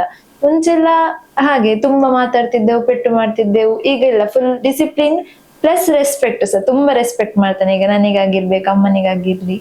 ಮುಂಚಿನ ಒಂದು ಚೈಲ್ಡ್ಹುಡ್ನೆಸ್ ಎಲ್ಲ ಅವನದೆಲ್ಲ ಹೋಗಿದೆ ಅಂತ ನಂಗೆ ಫೀಲ್ ಆಗ್ತದೆ. ಹೇಳಿದ್ರು, ಮಾತಾಡ್ಬೇಕಾದ್ರೆ ಹೇಳಿದ್ರು, ಅಕ್ಕನ ಜೊತೆ ತುಂಬಾ ಫೈಟ್ ಮಾಡ್ತಾ ಇದ್ದೆ, ಅಕ್ಕನಿಗೆ ರೆಸ್ಪೆಕ್ಟ್ ಕೊಡ್ತಾ ಇರ್ಲಿಲ್ಲ, ಕೋಪ ಮಾಡ್ಕೊಳ್ತಾ ಇದ್ದೆ, ಅಮ್ಮನ ಜೊತೆ ಇದೆ. ಇವಾಗ ನೆಕ್ಸ್ಟ್ ನಿಮ್ಗೆ ಅದೆಲ್ಲ ಮಿಸ್ ಆಗಲ್ವಾ? ಆ ಒಂದು ಸನ್ನಿವೇಶ ಆಗಿರ್ಬೋದು, ಅದೆಲ್ಲ ಆಗ್ತದೆ, ತುಂಬಾ ಮಿಸ್ ಆಗ್ತದೆ. ಆದ್ರೆ ಅವ ಈಗ ಫುಲ್ ಚೇಂಜ್ ಆಗಿದ್ದಾನೆ, ಇನ್ನೆಂತ ಮಾಡ್ಲಿಕ್ಕೆ ಆಗುದಿಲ್ಲ. ಅವ ಹಾಗೆ ಇರ್ಲೇಬೇಕಾಗ್ತದೆ. ಒಂದು ಆರ್ಮಿ, ಈಗ ಒಂದು ಯೋಧ ಅಂತ ಹೇಳಿದ ನಂತರ ಅವ ಹಾಗೆ ಇರ್ಲೇಬೇಕು. ಮುಂಚಿನಾಗಿದ್ರೆ ಅದು ಸರಿ ಆಗುದಿಲ್ಲ. ಹಾಗೆ ನಾವು ಅದಕ್ಕೆ ಅಡ್ಜಸ್ಟ್ ಆಗಿಕೊಂಡು ಹೋಗ್ಬೇಕಷ್ಟೇ. ಖುಷಿಯಾಗಿದ್ದೀರಿ ಈಗ? ಖುಷಿಯಾಗಿದೆ. ಅಂದ್ರೆ ಈಗ ನಾಳಿದ್ದು 5 ದಿವಸ ಬಿಟ್ಟು ನಿಮ್ಮನ್ನೆಲ್ಲ ಬಿಟ್ಟು ಹೋಗ್ತಾ ಇದ್ದಾನೆ ಆ ಕಡೆ, ಭಾರತ ಕಾಯೋಕೆ, ದೇಶ ಕಾಯೋಕೆ ಹೋಗ್ತಾ ಇದ್ದಾನೆ. ಸೊ ಏನ್ ಹೇಳ್ತೀರಾ ಅವನಿಗೆ ಹೋಗುವಂತ ಈ ಒಂದು ಸಂದರ್ಭದಲ್ಲಿ? ಅದೇ ಆಲ್ ದಿ ಬೆಸ್ಟ್ ಹೇಳ್ತಿದ್ದೇನೆ, ಜಾಗ್ರತೆಯಿಂದ ಇರು ಅಂತ ಹೇಳ್ತಿದ್ದೇನೆ. ಮಿಸ್ ಮಾಡ್ತೇವೆ ನಾವೆಲ್ಲರೂ ಅವನನ್ನು, ಆದ್ರೆ ಎಂತ ಮಾಡುದು, ಅದು ಅವನ ಡ್ರೀಮ್ ಆದ ಕಾರಣ ಅವ ಅದನ್ನು ಫುಲ್ಫಿಲ್ ಮಾಡ್ಲೇಬೇಕಾಗ್ತದೆ. ಅವ ನಮ್ಮನ್ನ ರಕ್ಷಣೆ ಮಾಡ್ತಿರುವಾಗ ನಾವು ಅವನ ಹಿಂದೆ ಯಾವತ್ತೂ ಇರ್ತೇವೆ ಅಂತ ನಾನು ಅವನ ಹತ್ರ ಹೇಳಲಿಕ್ಕೆ ಇಷ್ಟಪಡ್ತೇನೆ. ಅವನನ್ನು ರಕ್ಷಣೆ ಮಾಡ್ಲಿಕ್ಕೆ ಯಾರು ಇಲ್ಲ ಅಂತ ಅವಲ್ಲಿ ಬೇಜಾರು ಮಾಡುದು ಬೇಡ. ಯಾಕೆಂತ ಹೇಳಿದ್ರೆ ಅವ ನಮ್ಮನ್ನ ರಕ್ಷಣೆ ಮಾಡ್ಲಿಕ್ಕೆ ಹೋಗ್ತಿರುದಲ್ಲ. ಆದ ಕಾರಣ ಅವನ ಬೆನ್ನೆಲುಬಾಗಿ ನಾನು, ನನ್ನ ಫ್ಯಾಮಿಲಿ, ನನ್ನ ಅಪ್ಪ ಅಮ್ಮ ಅವನಿಗೆ ಯಾವತ್ತೂ ಇರ್ತೇವೆ ಅಂತ ನಾನು ಹೇಳಲಿಕ್ಕೆ ಇಷ್ಟಪಡ್ತೇನೆ. ಹಾಗೆ ನಮ್ಮ ಟೆನ್ಷನ್ ಅವ ಮಾಡುದು ಬೇಡ, ಅವನದ್ದು ಎಷ್ಟು ಟೆನ್ಷನ್ ಉಂಟವ ಅದನ್ನೇ ಮಾಡ್ಲಿ, ನಾವ್ ಇಲ್ಲಿ ಹುಷಾರಾಗಿರ್ತೇವೆ ಅಂತ ನಾ ಹೇಳಲಿಕ್ಕೆ ಇಷ್ಟಪಡ್ತೇನೆ. ಓಕೆ, ಇವಾಗ ತಂದೆ ತಾಯಿ ಆಗಿರ್ಬೋದು, ನೀವು ಇಬ್ರು ಮಕ್ಳಿದ್ರಿ, ಇವಾಗ ನೀವು ಒಬ್ರೇ ಇರ್ತೀರಿ ಮನೆಯಲ್ಲಿ. ಅಂದ್ರೆ ಅವರೊಂದು ಸಲ ಹೋದ್ರೆ 1 year ಎಲ್ಲ ಇರಲ್ಲ ಮೋಸ್ಟ್ಲಿ ಅಲ್ವಾ? ಸೊ ಅವಾಗ ಏನ್ ಮಾಡ್ತೀರಿ? ಅವಾಗ ತಂದೆ ತಾಯಿ ಜೊತೆ ಯಾವ ರೀತಿ ನಿಮ್ಮ ಒಂದು ಸಂಬಂಧ? ಅಂದ್ರೆ ನೀವು ಕೂಡ ಡ್ಯೂಟಿಲಿ ಇರ್ತೀರಾ, ಏನು ಹೇಳಕ್ ಇಷ್ಟಪಡ್ತೀರಾ ಆ ಒಂದು ಸನ್ನಿವೇಶವನ್ನು ನೆನೆಸ್ಕೊಂಡಾಗ? ಕೆಲವೊಂದು ಈಗ ಫ್ಯಾಮಿಲಿ ಫಂಕ್ಷನ್ ಅಥವಾ ಮನೆಯಲ್ಲಿ ಎಂತಾದ್ರೂ ಒಂದು ಫಂಕ್ಷನ್ ಎಲ್ಲ ಆಗುವಾಗ ತುಂಬಾ ಮಿಸ್ ಮಾಡ್ತೇವೆ. ಅಂದ್ರೆ ಮುಂಚೆ ಎಲ್ಲ ನಮ್ಮೊಟ್ಟಿಗೆ ಇದ್ದ ಎಲ್ಲ ಫಂಕ್ಷನ್ಗೆ, ಈಗ ಇಲ್ಲ ನಮ್ಮೊಟ್ಟಿಗೆ. ಆದ್ರೆ ಅದೊಂದು ಬೇಜಾರು ಉಂಟು, ಎಷ್ಟಾದ್ರೂ ತಮ್ಮ ಬೇಕಲ್ಲ ನಮಗೆ, ನಮ್ಮ ಒಂದು ಫಂಕ್ಷನ್ಗೆ ಅವ ಬೇಕು. ಬೇಜಾರಾಗ್ತದೆ ಅವ ಇಲ್ಲ ಅಂತ, ಅದೆಂತ ಮಾಡುದು? ಅದು ನಾವು ಅದೆಲ್ಲ ಕಂಟ್ರೋಲ್ ಮಾಡ್ಬೇಕು. ಅದೊಂದು ಕಂಟ್ರೋಲ್ ಮಾಡಿಯೇ ನಾವು ನಮ್ಮ ಲೈಫ್ ಅಲ್ಲಿ ಇರ್ಬೇಕಲ್ಲ, ಹಾಗೆ ಕಂಟ್ರೋಲ್ ಮಾಡ್ತೇವೆ ಎಲ್ಲ ವಿಷಯದಲ್ಲಿ ಸಹ. ಎಲ್ಲದಕ್ಕಿಂತ ಖುಷಿ ಅಂದ್ರೆ ನಮ್ಮ ಭಾರತ ದೇಶವನ್ನು ಹೋಗ್ತಿದ್ದಾನೆ. ಹೌದು, ಅದೇ ಒಂದು ದೊಡ್ಡ ಖುಷಿ. ಇರುದಿಲ್ಲ, ಹೌದು, ನಮ್ಮ ದೇಶವನ್ನು ಕಾಯ್ಲಿಕ್ಕೆ ಹೋಗುವಾಗ ನಮ್ಮನ್ನೆಲ್ಲ ಬಿಟ್ಟು ಹೋಗ್ಲೇಬೇಕಲ್ಲವ. ಹಾಗಿರುವಾಗ ನಾವು ಕಂಟ್ರೋಲ್ ಮಾಡ್ಬೇಕು ಇಮೋಷನ್ಸ್ ಅನ್ನೆಲ್ಲ. ಹೌದು. ಇವಾಗ ಬೇರೆ ಯುವಕರಿಗೆ ಏನ್ ಹೇಳಕ್, ಅಂದ್ರೆ ಇವಾಗ ಚಿಕ್ಕ ಏಜ್ 21 ವರ್ಷ ಒಂದು, ಸೊ ನಿಮ್ಗೆ ಬೇರೆ ಯುವಕರಿಗೆ ಏನ್ ಹೇಳಕ್ ಇಷ್ಟಪಡ್ತೀರಾ? ಈ ಒಂದು ಏಜ್ ಅಲ್ಲಿ ನಿಮ್ಮ ತಮ್ಮ ಯೋಧನಾಗಿದ್ದಾನೆ, ಉಳಿದವ್ರು ತುಂಬಾ ಮಂದಿಗೆ ಏನಾದ್ರು ಸುತ್ತಾಡ್ಕೊಂಡು ಏನಾದ್ರು ಮಾಡ್ಕೊಂಡಿರ್ತಾರೆ, ಅಂತವ್ರಿಗೆ ಏನ್ ಹೇಳಕ್ ಇಷ್ಟಪಡ್ತೀರಾ? ಅವರು ಸಹ ಟ್ರೈ ಮಾಡ್ಲಿ. ನಮ್ಮ ದೇಶಕ್ಕೆ ಎಲ್ಲಾ ಹುಡುಗರಿಗೊಂದು ಆಸೆ ಇರ್ತದೆ, ನಮ್ಮ ದೇಶಕ್ಕೋಸ್ಕರ ನಾವು ಸೇವೆ ಮಾಡ್ಬೇಕು ಅಂತ. ಆದ್ರೆ ಕೆಲವೊಂದು ವಿಷಯದಲ್ಲಿ ಒಂದು ರೀಸನ್ ಇದ್ದ ಕಾರಣ ಅವರಿಗೆ ಕೆಲವರಿಗೆ ಆಗುದಿಲ್ಲ. ಒಂದು ಎಕ್ಸಾಮ್ ಅಲ್ಲಿ ಆಗಿರ್ಬೋದು, ಇಲ್ಲ ಹೈಟ್ ವೆಯ್ಟ್ ಅಲ್ಲಿ ಆಗಿರ್ಬೋದು, ರನ್ನಿಂಗ್ ಅಲ್ಲಿ ಆಗಿರ್ಬೋದು, ಅವ್ರಿಗೆ ಅದೆಲ್ಲ ಮಿಸ್ ಆಗ್ತದೆ. ಆದ್ರೆ ಬೇಜಾರು ಪಡುದು ಬೇಡ. ಇದೇ ಸೇವೆಯಲ್ಲಿ ನಮ್ಮ ದೇಶಕ್ಕೆ ನಾವು ಸೇವೆ ಕೊಡ್ಬೇಕು ಅಂತ ಹೇಳುದೆಂತಿಲ್ಲ. ಯಾವ್ದಾದ್ರು ಒಂದು ಚಿಕ್ಕ ಒಂದು ಕೆಲಸದಲ್ಲಿ ಆದ್ರೂ ಸಹ ನಮ್ಮ ದೇಶಕ್ಕೆ ನಾವು ಎಂತಾದ್ರೂ ನಮ್ಮದೊಂದು ಕೊಡುಗೆ ಇರ್ಬೇಕು ಅಂತ ಹೇಳುವ ರೀತಿಯಲ್ಲಿ ನೀವು ನಮ್ಮ ಸಮಾಜದಲ್ಲಿ ಇದ್ರೆ ಸಾಕು. ನಮ್ಮ ದೇಶಕ್ಕೆ ಕೆಟ್ಟದಾಗದ ರೀತಿಯಲ್ಲಿ ಇದ್ದು ನಮ್ಮ ದೇಶಕ್ಕೆ ಇದೇ ಸೇವೆ ಮಾಡ್ಬೇಕು ಅಂತ ಎಂತ ಇಲ್ಲ. ಯಾವ್ದಾದ್ರು ಒಂದು ಎಂತಾದ್ರೂ ಒಂದು ಚಿಕ್ಕ ಸೇವೆ ಅಂತ ಹೇಳುದು ಮಾಡಿ. ಆದ್ರೆ ನಮ್ಮ ದೇಶಕ್ಕೆ ಕೆಟ್ಟದಾಗುದು ಯಾವುದು ಮಾಡಬೇಡಿ ಅಂತ ನಾನು ನಮ್ಮ ಸಮಾಜದ ಹುಡುಗರ ಹತ್ರ ಹೇಳಲಿಕ್ಕೆ ಇಷ್ಟಪಡ್ತಿದ್ದೇನೆ. Okay, thank you. ದೇಶವನ್ನು ಕಾಯಲು ತನ್ನ ಕರುಳ ಕುಡಿಯನ್ನೇ ಕಳುಹಿಸಿಕೊಟ್ಟಿರುವಂತಹ ಭವಿಷ್ರವರ ತಾಯಿಯಾದಂತಹ ವೀಣಾ ನಮ್ಮ ಜೊತೆ ಇದ್ದಾರೆ. ಸೊ ಅವರನ್ನ ಈ ಕಾರ್ಯಕ್ರಮಕ್ಕೆ ಸ್ವಾಗತ ಮಾಡೋಣ. ಈ ಕಾರ್ಯಕ್ರಮಕ್ಕೆ ಸ್ವಾಗತ. ಹೇಗಿದ್ದೀರಾ? ಚೆನ್ನಾಗಿದೆ. ತಮ್ಮ ಕರುಳ ಕುಡಿಯನ್ನು, ತಮ್ಮ ಮಗನನ್ನೇ ಇವತ್ತು ನಮ್ಮ ದೇಶವನ್ನು ಕಾಯಲು ಕಳುಹಿಸಿಕೊಟ್ಟಿದ್ದೀರಾ. ಏನ್ ಅನ್ನಿಸ್ತಾ ಇದೆ ನಿಮ್ಗೆ? ಖುಷಿ ಅನಿಸ್ತಾ ಉಂಟು. ಅವನೊಂದು ಕನಸದಾಗಿತ್ತು, ಅದಕ್ಕೆ ಅವನು ಯಾವ ರೂಟ್ ಹೋಗ್ತಾ ಇದ್ದೇನೆ ಅದರ ಹಿಂದೆಯಿಂದ ನಾನು ಅವನಿಗೆ ಬೆನ್ನೆಲುಬಾಗಿ ಹೋಗ್ತಾ ಇದ್ದೇನೆ. ಚಿಕ್ಕದಿಂದಲೂ ಕಷ್ಟಪಟ್ಟಿದ್ದೇನೆ ತುಂಬಾ. ಸ್ಕೂಲಲ್ಲಿ ಎಲ್ಲ ಅವನಿಗೆ ಇದೆ, ಆರ್ಮಿಗೆ ಹೋಗುದು ಒಂದು ದೊಡ್ಡ ಕನಸಾಗಿತ್ತು. ಫಸ್ಟ್ ಅಟೆಂಪ್ಟ್ ಅಲ್ಲಿ ಒಂದು ಹೋಗಿತ್ತು. ಎಲ್ಲ ಸಿಕ್ಕಿ ಆದ ಕೂಡಲೇ ಅವನಿಗೆ ರಿಟರ್ನ್ ಎಕ್ಸಾಮ್ ಅಂತು, ಫಿಸಿಕಲ್ ಅದೆಲ್ಲ ಅದರಲ್ಲಿ ಪಾಸ್ ಆದ. ಎಲ್ಲ ರನ್ನಿಂಗ್ ಅಲ್ಲಿ ಅದರಲ್ಲಿ ಎಲ್ಲದರಲ್ಲಿ ರ್ಯಾಲಿಯಲ್ಲೆಲ್ಲ ಫಸ್ಟ್ ಬಂದಿದ್ದ. ಲಾಸ್ಟ್ ಮೂಮೆಂಟ್ ಅಲ್ಲಿ ಎಕ್ಸಾಮ್ ಅಲ್ಲಿ ಒಂದು ಬರೀಲಿಕ್ಕಿತ್ತು. ಅಂದ್ರೆ ಎಕ್ಸಾಮ್ ಎಲ್ಲ ಅವನಿಗೆ ಗೊತ್ತಿತ್ತು ತುಂಬಾ. ಅಂದ್ರೆ ಒಂದು ಟೈಮಿನ ಅಡ್ಜಸ್ಟ್ಮೆಂಟ್ ಅಲ್ಲಿ ಅವನಿಗೆ ಗೊತ್ತಾಗ್ಲಿಲ್ಲ 1 hour ಹೇಗೆ ಹೋಯ್ತು ಅಂತ. ಫಸ್ಟ್ ಟೈಮ್ ಎಕ್ಸಾಮ್ ಬರೆಯುದು ಫಸ್ಟ್ ಎಲ್ಲ ಒನ್ ವರ್ಡ್ ಆನ್ಸರ್ ಎಲ್ಲ ಅಂತ ಅದಕ್ಕೆಲ್ಲ ಬಿಟ್ಟು ಟಫ್ ಇದೆಲ್ಲ ಮಾಡಿ ಕೂತ್ಕೊಂಡಿದ್ದ. ಅಲ್ಲಿ ಒಂದು ಪೇಪರ್ ತೆಗೆಯುವಾಗಲೇ ಗೊತ್ತಾದ್ದು. ಅಲ್ಲಿಂದ ಹೊರಗೆ ಬಂದು ಕೂಗಿ ಹೇಳಿದ, ತುಂಬಾ ಕೂಗಿದ ನನ್ನ ಹತ್ರ ಫೋನ್ ಮಾಡಿ, ಎಕ್ಸಾಮ್ ನಂದು ಹೋಯ್ತಂತ ಗ್ಯಾರಂಟಿ ನಿಂಗೆ ಹೇಗೆ ಗೊತ್ತು? ನಾನ್ ಸಹ ಕೂಡ ನಂಬಲೇ ಇಲ್ಲ. ಅವನು ಮಾತಲ್ಲಿ ನಿನ್ಗೆ ನಂಬಿಕೆ ಬಂತು. ನನ್ಗೆ ಟೈಮ್ ಸಾಕಾಗ್ಲಿಲ್ಲ ಅಂತ ಹೇಳಿದ. ಬರಿ ಮಾಡ್ಬೇಡ, ಕೆಲವು ಮಕ್ಕಳೆಲ್ಲ ಹಾಗೆ ಹೇಳಿದ ಕೂಡಲೇ ಇನ್ನು ನಾವು ಸಹ ಅವನಿಗೆ ಟೆನ್ಷನ್ ಕೊಟ್ರೆ ಹೇಗೆ, ಏನಾದ್ರು ಇದು ಮಾಡುದಲ್ಲ ಅಂತ ನಾನ್ ಧೈರ್ಯ ತುಂಬಿದೆ. ಅದೇ ಅದು ಹೋದ್ರೆ ಏನಾಯ್ತು, ನೀನ್ ಬಾ ಈಗ ಇನ್ನೆಷ್ಟು ನೋಡುವ ಅಂತ ಹೇಳಿದೆ. ನಾನು ಫೋನ್ ಮಾಡಿ ತುಂಬಾ ಹೋಗಿದ್ದೇನೆ, ನಂದು ಗ್ಯಾರಂಟಿ ಹೋಗಿದೆ ಅಂತ. ಅದೇ ಅವನು ಹೇಳಿದ ರೀತಿಯಲ್ಲೇ ಆಯ್ತು, ಹೋಗಿತ್ತು ಎಕ್ಸಾಮ್ ಅಲ್ಲಿ. ಬಾಕಿ ಎಲ್ಲದ್ರಲ್ಲಿ ಪಾಸ್ ಆಗಿ. ತುಂಬಾ ಟಫ್ ಇತ್ತು ಫಿಸಿಕಲ್ ಟೆಸ್ಟ್ ಎಲ್ಲ ಅವನಿಗೆ, ಓದುದೆಲ್ಲ. ಮಳೆ ಟೈಮಲ್ಲಿ ಹಾಸನದಲ್ಲಿ ಇದ್ದದ್ದು, ಅದು ಕೆಸರಲ್ಲೆಲ್ಲ ಓಡ್ಲಿಕ್ಕೆ ಇತ್ತು. ಅದ್ರಲ್ಲಿ ಕೂಡ ಫಸ್ಟ್ ಬಂದಿಯಾನೆ. ಫಸ್ಟ್ ಬರುದಿಲ್ಲ, ಅದು ಆಗ್ಲಿಕ್ಕಿಲ್ಲ ಅಂತ ಹೇಳ್ಕೊಂಡು ಹೆದರಿ ಓಡಿದ್ರು ಫಸ್ಟ್ ಬಂದಿಯಾನೆ. ಇದ್ರಲ್ಲಿ ಹೋಯ್ತಂತ ಬೇಜಾರಾಯ್ತು. ಅದ್ರ ನಂತರ ನಾವು ನಂಬೋ ದೇವರ ಹತ್ರ ಎಲ್ಲ ಹೋಗಿ ಪ್ರೇಯರ್ ಎಲ್ಲ ಮಾಡಿ ಬಂದೆ, ಆರಿಕೋಡಿ ಅಂತ.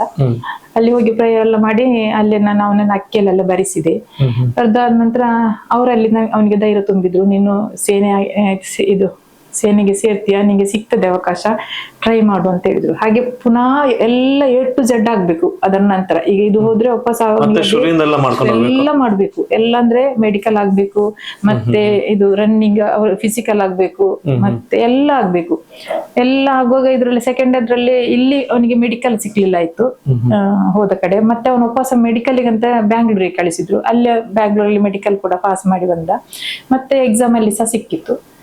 ಹಾಗೆ ತುಂಬಾ ಕಷ್ಟ ಎಲ್ಲ ಪಟ್ಟಿದ್ದಾನೆ. ತುಂಬಾ ಫೀಲ್ ಆಗ್ತಾ ಉಂಟು ಅವನು ಎನಿಸುವಾಗ ಅವನ ಬಗ್ಗೆ. ಬೆಳಿಗ್ಗೆ ಎದ್ದುಕೊಂಡು 4 ಗಂಟೆಗೆ ಹೇಳ್ತಾ ಇದ್ದ, ಇಲ್ಲಿ ಬೆಳ್ತಂಗಡಿಗೆ ಟ್ರೈನಿಂಗ್ ಹೋಗ್ತಾ ಇದ್ದ, ಓಡ್ಲಿಕ್ಕೆಲ್ಲ. ಅದರ ನಂತರ ವಿದ್ಯಾಮಠದಲ್ಲಿ ಟ್ರೈನಿಂಗ್ ತಗೊಳ್ತಾ ಇದ್ದ. ಹಾಗೆ ಮತ್ತೆ ಎಲ್ಲ ಕಡೆ ಹೀಗೆ. ಈಗ ತುಂಬಾ ಖುಷಿ ಅನಿಸ್ತಾ ಇದೆ ನಿಮಗೆ ಅಥವಾ ಬೇಜಾರಾಗ್ತದೆ? ಅಂದ್ರೆ ನನ್ನ ಮಗ ಈ ತರ ಅವನಿಗೆ ಸಿಕ್ಕಿದ್ದು ನಮ್ಗೆ, ಅವನು ತುಂಬಾ ಕಷ್ಟಪಟ್ಟಿದ್ದಾನಲ್ಲ, ಹಾಗೆ ಅವನಿಗೆ ಸಿಕ್ಕಿದ್ದು ನಮ್ಗೆ ಖುಷಿ ಅನಿಸ್ತಾ ಇದೆ. ನಮ್ಮನ್ನು ಬಿಟ್ಟು ದೂರ ಹೋಗ್ತಾ ಇದ್ದಾನೆ ಅಂತ ಹೇಳಿ ಸ್ವಲ್ಪ ಫೀಲ್ ಆಗ್ತಾ ಇದೆ.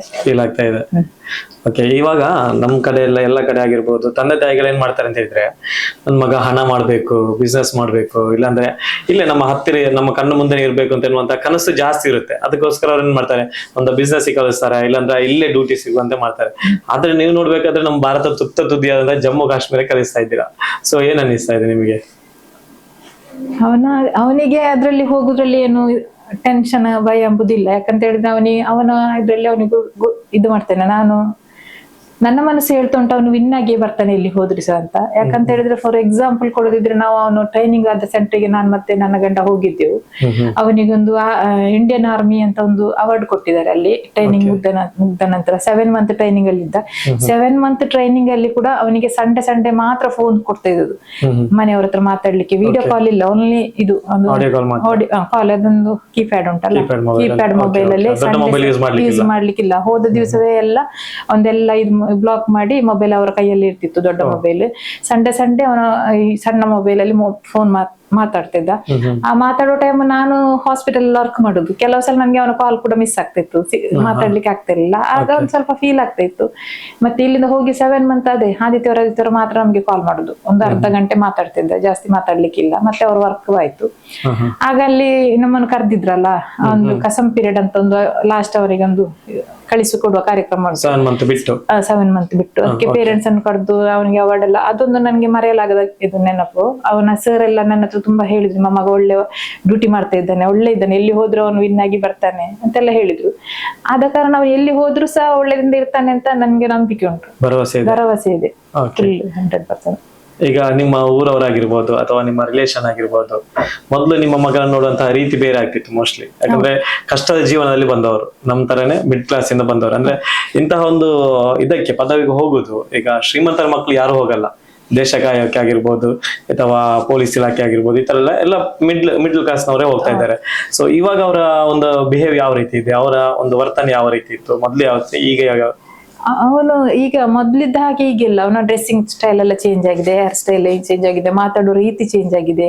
ಅದು ನಿಮಗೆ ಗೊತ್ತಿರ್ಬೋದು, ಈಗ ಯಾವ ರೀತಿ ಮಾತಾಡಿದಾನಂತ ನಿಮ್ಗೆ ಗೊತ್ತಿರ್ಬೋದು. ಲ್ಯಾಂಗ್ವೇಜ್ ಅಲ್ಲಿ ಚೇಂಜಸ್ ಇದೆ. ಅಲ್ಲಿ ಯಾವ ರೀತಿ ಒಂಥರ ಡಿಸಿಪ್ಲಿನ್ ಮೇಂಟೈನ್ ಮಾಡ್ತಾ ಇದ್ದಾನೆ. ಬೆಳಿಗ್ಗೆ ಬೇಗ ಏಳುದು, ಏನಾದ್ರು ಹೇಳಲಿಕ್ಕೆ ಅಂತ ಈಗ ಮನೇಲಿ ಅಂತ ಕೆಲಸ ಇರೋದು, ಆದ್ರೂ ಬೇಗ ಇದ್ದು ಏನಾದ್ರೂ ಅವನ ಗಾಡಿ ತೊಳಿದು ಆ ರೀತಿ ಎಲ್ಲ ಮಾಡ್ತಾ ಇರ್ತಾನೆ. ಮೊದ್ಲೆಲ್ಲ ಮನೇಲಿ ಇದ್ರೆ, ಈಗ ಟ್ರೈನಿಂಗ್ಗೆ ಅವನು ಕಲೀಲಿಕ್ಕೆ ಹೋಗೋ ಟೈಮಲ್ಲಿ ಮಾತ್ರ, ಅದರ್ವೈಸ್ ಅವ್ನು ಹೇಳ್ತಾ ಇರ್ಲಿಲ್ಲ. 8 ಗಂಟೆ 7:30 ಮಲಗ್ತಾ ಇದ್ದೆ. ಈಗ ಹಾಗೆಲ್ಲ ಎಂತ ಕೆಲಸ ಇಲ್ಲದಿದ್ರು 4:30 ಗಂಟೆಗೆಲ್ಲ ಎದ್ದು ಅವ್ನ ಕೆಲಸ ಏನಾದ್ರು ಮಾಡ್ತಾ ಇರ್ತಾನೆ. ಅಲ್ಲ ಅದೆಲ್ಲ ನೋಡುವಾಗ ಒಂಥರ, ಮತ್ತೆ ನಮ್ಮ ರಿಲೇಷನ್ ಇರ್ಬೋದು, ನಮ್ಮ ಫ್ರೆಂಡ್ಸ್ ಇರ್ಬೋದು, ಹಾಸ್ಪಿಟಲ್ ಎಲ್ಲ ವರ್ಕ್ ಮಾಡೋದು ಎಲ್ಲ ಅವನಿಗೆ ಒಳ್ಳೆ ಇದು ಕಂಗ್ರಾಚುಲೇಷನ್ ಎಲ್ಲ ಕಳಿಸ್ತಾ ಇದ್ದಾರೆ. ಅವನ ಸಿಗದ ಕಾರಣ ನನ್ಗೆಲ್ಲ ಇದು ಮಾಡ್ತಾ ಇದ್ದಾರೆ, ನಮ್ಮ ಹತ್ರ ಹೇಳ್ತಾ ಇದ್ದಾರೆ, ಅವನ ಅಮ್ಮನಾಗಿ ನಿಮ್ಗೆ ಕಂಗ್ರಾಚುಲೇಷನ್. ನನ್ನ ಡಾಕ್ಟರ್ ಕೂಡ ಎಲ್ಲ ಡಾಕ್ಟರ್ಸ್ ಕೂಡ ಇವತ್ತು ಹೇಳಿದ್ರು, ಸುದ್ದಿ ನ್ಯೂಸ್ ಎಲ್ಲ ಬಂದಿತ್ತು, ಕಂಗ್ರಾಚುಲೇಷನ್ ಅಂತ ಹೇಳಿ ಅಂತೆಲ್ಲ ಹೇಳ್ತಾ ಇದ್ರು. ನಿಮ್ ಜೊತೆ ವಿಶ್ ಕೊಡ್ತಾ ಇದ್ದಾರೆ, ನನ್ನ ಜೊತೆ ಎಲ್ಲ ವಿಶ್ ಮಾಡ್ತಾ ಇದ್ದಾರೆ. ನನಗೆ ತುಂಬಾ ಹೆಮ್ಮೆ ಅನಿಸ್ತಾ ಇದೆ ಅಂತ ಮಗನನ್ನು ಪಡೆದಕ್ಕೆ. ನನಗೆ ತುಂಬಾ ಹೆಮ್ಮೆ ಈಗ ಹೆಮ್ಮೆ ಅನಿಸ್ತಾ ಇದೆ. ನಿಮ್ಗೆ ಅನ್ನಿಸಿತ್ತ ಅವನು ಚಿಕ್ಕವನಿರುವಾಗ ಈ ರೀತಿಯಾಗಿ ಟ್ರೈ ಮಾಡುವಾಗ ಮುಂದೆ ಇವನು ಇದಕ್ಕೆ ಸೆಲೆಕ್ಟ್ ಆಗ್ಬೋದು ಅನಿಸ್ತಿತ್ತು? ಯಾಕಂತ ಹೇಳಿದ್ರೆ ಅವನು ಹಾರ್ಡ್ ವರ್ಕರ್. ಅವನು ಇಲ್ಲಿ ನಮ್ ಮನೆಯಿಂದ ಬೆಳಿಗ್ಗೆ ಎದ್ದು ಇಲ್ಲಿ ಟ್ರೈನಿಂಗ್ ಹೋಗ್ತಾ ಇದ್ದ ಬೆಳ್ತಂಗಡಿಯಿಂದ ಅವನು ಮಂಗಳೂರು ಕಾಲೇಜಿಗೆ ಹೋಗ್ತಾ ಇದ್ದ. ಕಲಿಯೋದ್ರಲ್ಲಿ ಸಹ ಸ್ವಲ್ಪ ಇದು ಕಷ್ಟ ಇತ್ತು, ಅದಕ್ಕೆ ನಮ್ಗೆ ಸಾಕಾಗ್ತಿರ್ಲಿಲ್ಲ. ಅಲ್ಲೆಲ್ಲ ಪೇಮೆಂಟ್ ಜಾಸ್ತಿ ಅಲ್ಲ ಮಂಗಳೂರಲ್ಲಿ. ಹಾಗೆ ಅಲ್ಲಿಂದ ಬಂದವನು 6 ಗಂಟೆಗೆ ಬಂದವ ಸುಜಾತ ಬಾರ್ ಅಂಡ್ ರೆಸ್ಟೋರೆಂಟ್ ಅಲ್ಲಿ ಸಪ್ಲೈಯರ್ ಆಗಿ ವರ್ಕ್ ಮಾಡ್ತಾ ಇದ್ದ. ಯಾವ ಮಕ್ಕಳು ಸಹ ಈಗ ಹೋಗುದಿಲ್ಲ, ತಂದೆ ತಾಯಿ ಮಾಡಿಟ್ಟದಕ್ಕೆ ಕಾಯ್ತಾರೆ. ಇವನು ಹಾಗೆಲ್ಲ ಅವನೇ ದುಡ್ದು ಸ್ವಲ್ಪ ಸಂಪಾದಿಸ್ತಾ ಇದ್ದೆ. ಸಂಜೆ 6 ಗಂಟೆಯಿಂದ 12 ಗಂಟೆ ರಾತ್ರಿ ತನಕ ಹೋಟ್ಲಲ್ಲಿ ಸಪ್ಲೈ ಕೆಲಸ ಮಾಡಿ ಮನೆಗೆ ಬಂದು ಸುಸ್ತಾಗ್ತಿತ್ತು. ಆದ್ರೂ ಬೆಳಿಗ್ಗೆ ಎದ್ದುಕೊಂಡು ಟ್ರೈನಿಂಗ್ ಎಲ್ಲ ಹೋಗ್ತಾ ಇದ್ದೆ. ಹೌದು, ಅವ್ರು ಹೇಳಿದ್ರು ನಿಮ್ಮಗ ಏನಂತ ಇದ್ರೆ, ನಾನು ಯಕ್ಷಗಾನ ಆಗಿರ್ಬೋದು, ಆಮೇಲೆ ನಾಟಕ ಆಗಿರ್ಬೋದು, ಇದಕ್ಕೆಲ್ಲ ಹೋಗಿ ಬರುವಾಗ 2 ಗಂಟೆ 3 ಗಂಟೆ ಆದ್ರೂ ತಂದೆ ತಾಯಿ ಅಂದ್ರೆ ಮಲಗ್ತಿರ್ಲಿಲ್ಲ, ನನ್ನ ಕಾಯ್ತಾ ಇದ್ರು ಅಂತ. ಸೊ ಅವಾಗೆಲ್ಲ ಏನ್ ಅನಿಸ್ತದೆ ನಿಮಗೆ ಇಷ್ಟೊಂದು ಕಷ್ಟ ಬರ್ತಿರುವಾಗ? ಕಷ್ಟ ಅದೇ, ಅವನು ಎಷ್ಟೊತ್ತಾದ್ರೂ ಸಹ ನಾವು ಕಾಯ್ತಾ ಇದ್ದೇವೆ. ಅವನು ಸ್ಕೂಲಲ್ಲಿರುವಾಗ ಸಹ ಹಾಗೆ ಯಕ್ಷಗಾನದೆಲ್ಲ ಮುಂದೆ, ಡ್ಯಾನ್ಸ್ ಅಲ್ಲಿ ಸಹ ಮುಂದೆ. ಈಗ ಮೊನ್ನೆ ಅಲ್ಲಿ ಟ್ರೈನಿಂಗ್ ಸೆಂಟರ್ ಅಲ್ಲಿ 600 ಮಂದಿ ಮಕ್ಕಳಿದ್ರು. 600 ಮಂದಿ ಮಕ್ಕಳಲ್ಲಿ 9 ಮಂದಿ ಜಮ್ಮು ಕಾಶ್ಮೀರಕ್ಕೆ ಸೆಲೆಕ್ಷನ್ ಆದ್ದು. ಬಾಕಿಯೆಲ್ಲ ಅಲ್ಲೇ ಸೆಲೆಕ್ಷನ್ ಆಗಿದ್ದಾರೆ. ಅಲ್ಲಿ ಒಳ್ಳೆ ಸೆಲೆಕ್ಟೆಡ್ ಪರ್ಸನ್ ಅನ್ನು ಸೆಲೆಕ್ಷನ್ ಮಾಡಿದ್ದು, 9 ಮೆಂಬರ್ಸ್ ಅನ್ನು ಮಾತ್ರ. ಹಾಗೆ ಅದ್ರಲ್ಲಿ ಒಬ್ಬ ಇವನು ಕೂಡ. ಮತ್ತೆ ಅಲ್ಲಿ ಡ್ಯಾನ್ಸ್ ಪ್ರೋಗ್ರಾಮ್, ಮತ್ತೆ ಅಲ್ಲಿ ಎಂತ ಕಬಡ್ಡಿ ಪ್ಲೇ ಆಗಿ ಎಲ್ಲದ್ರಲ್ಲಿ ಸಹ ಇವನಿಗೆ ಫಸ್ಟ್ ಬಂದಿದೆ. ಅಲ್ಲಿ ಸಹ ಇವರ ಟೀಮಿಗೆ ಫಸ್ಟ್ ಬಂದಿದೆ. ಮತ್ತೆ ಇವೊಂದು ಅಷ್ಟು ಮಂದಿಗೆ ಫ್ರಂಟ್ ಅಲ್ಲಿ ಕೂತು ಡ್ಯಾನ್ಸ್ ಎಲ್ಲ ಕೊಡುವಾಗೆಲ್ಲ ನಮ್ಗೆ ಖುಷಿ ಅನಿಸ್ತಿತ್ತು.